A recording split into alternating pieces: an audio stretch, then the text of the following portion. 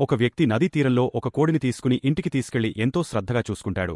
కాని అతనికి తెలియని విషయమేంటంటే ఆ కోడి స్వర్గలోకానికి చెందిన ఒక జనరలని, పెళ్లినుంచి తప్పించుకునే సమయంలో గాయపడిపోయి అతని వల్లే బతికిందని.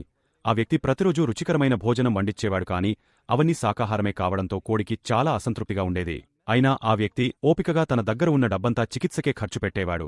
ఇది తెలిసిన తర్వాత కోడికి అతనిపై జాలి కలిగా తన మాయశక్తితో రాళ్లను బంగారంగా మార్చాలని ప్రయత్నించింది.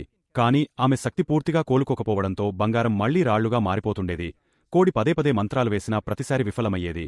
పక్కన ఉన్న ఆ వ్యక్తి మాత్రం కోడికి మాంసం తినాలనే పిచ్చి పట్టిందని అనుకుని తన దగ్గర మిగిలిన చివరి డబ్బుతో మాంసం కొనుక్కొచ్చాడు. మరుసటి రోజు కూరగాయల మార్కెట్కు వెళ్లినప్పుడు ఒక మోసగాడు ఓ అపరిచితుడిని మోసం చేస్తున్నాడు అని గమనించి అతని కుటుంబానికి ప్రమాదం జరుగుతుందని చెప్పాడు. ఆ అపరిచితుడు భయంతో ఇంటికి పరుగెత్తాడు. మోసగాడు కోపంతో ఈ వ్యక్తిని బెదిరించాడు. అదే సమయంలో ఆ వ్యక్తి తిరిగి వచ్చి కృతజ్ఞతగా మోకాళ్లమీద కూర్చుని 10 జింలపంది మాంసమిచ్చాడు. ఎందుకంటే ఇంటికి వెళ్లగానే తన ఇంటికి నిప్పంటుకుని ఉండటాన్ని గమనించి సమయానికి ఆర్పేశాడట. ఇది జీర్ణించుకోలేని మోసగాడు సాయంత్రం ఆ వ్యక్తి ఇంటికి వచ్చి అతన్ని ఒక్క తన్నుతో పడేశాడు.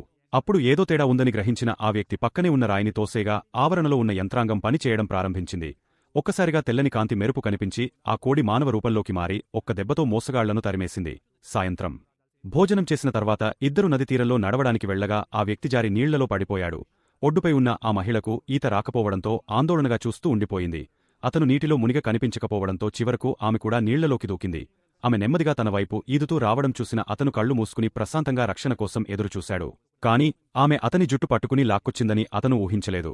ఒడ్డుకు వచ్చిన తర్వాత జుట్టు పట్టుకుని ఎవరు రక్షిస్తారు అని అతను ఫిర్యాదు చేయడంతో ఆమె చేతిలో ఉన్న జుట్టును చూస్తూ ఖాళీగా నిలబడింది.